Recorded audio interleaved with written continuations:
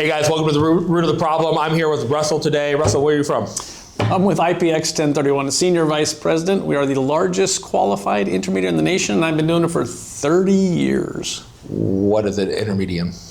Qualified intermediary. Yeah, what is it? That's that. In order to execute a 1031 exchange, a qualified intermediary must assist with that process. So there has to be somebody like us involved, and we're the largest in the nation at that.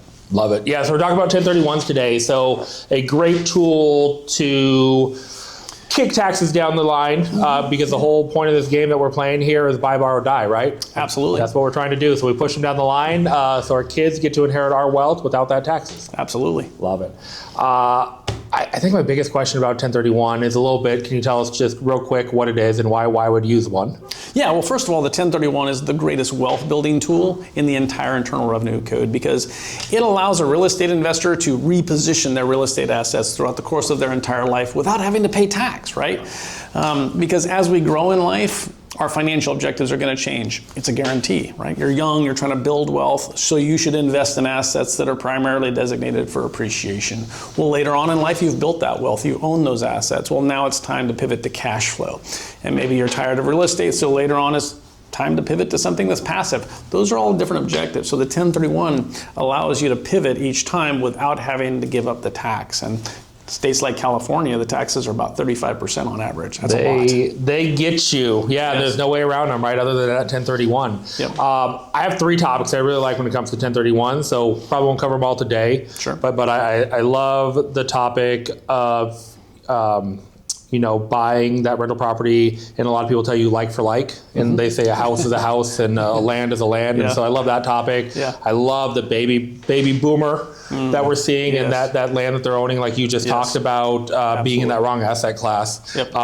And then the misnomers of 1031s. I can't tell you how many times my offer gets denied, or they ask me these questions like, it's so difficult, or escrow is going to be delayed. Like you can't do a 1031. So I love those topics. Today, would really like to focus on that baby boomer class and that asset class. And then if you all want to hear more, like reach out and let's cover which topics you want to cover next. But we were talking about how much real estate is that class holding right now? So about 20% of the population of the United States is baby boomers. So that's 62 or up. I'm in that class myself. And so that 20% of the population owns about 41% of the residential real estate. And it's actually more skewed than that because if you think about that 20% of the population, a lot of them are married to each other. So you're looking at probably 13% of the population owns 41% of the residential real estate. That's a lot of single family rental properties. And I'm a financial analysis guy, so are you.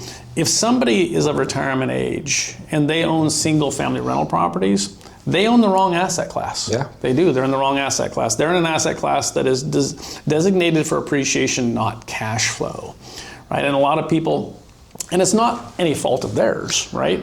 Because they bought and held that real estate. They bought and held at a good time. Yeah. Some of them are cash flowing, right, just because of the nature of what they bought at. But I also think with so much of what we're hearing on the internet right now with YouTube and Facebook and everything, people are buying real estate for cash flow. You hear it all the time. Like, and I don't know how you're doing it. I mean, I think there's parts of our country where you can maybe do it, but I always teach people, like, I'm buying for asset preservation and I'm buying for the tax benefit of real estate. Yeah. Like, if I get cash flow, great. Right. Like, we're talking like $100 sometimes, Right. Russell. Like, I'm lucky to get 100, 150. Typically, I'm owing the bank 100, 150 every month. Yeah. But so you're actually describing really building wealth through appreciation, right? That's really what you're doing, and you want to build long-term wealth, buy and hold single family for decades. You will build phenomenal wealth from an appreciation standpoint. But if you've reached a point in your life where now your objective is cash flow, you're in the wrong asset class, right?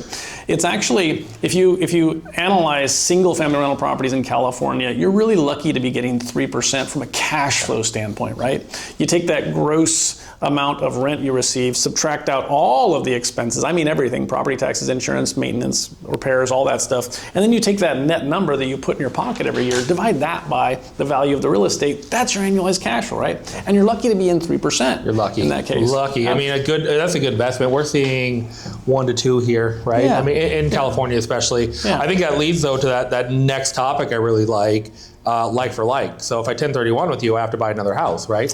Yeah, that's a great, that's the misconception, right? Yeah. I've been doing this 30 years. I can't count the number of times I've had CPAs like tell my clients, you can't exchange single family for commercial or raw land for single family. It's not like kind. 100% false, right? It's not what a property looks like that makes it like kind. It's how it's treated for tax purposes.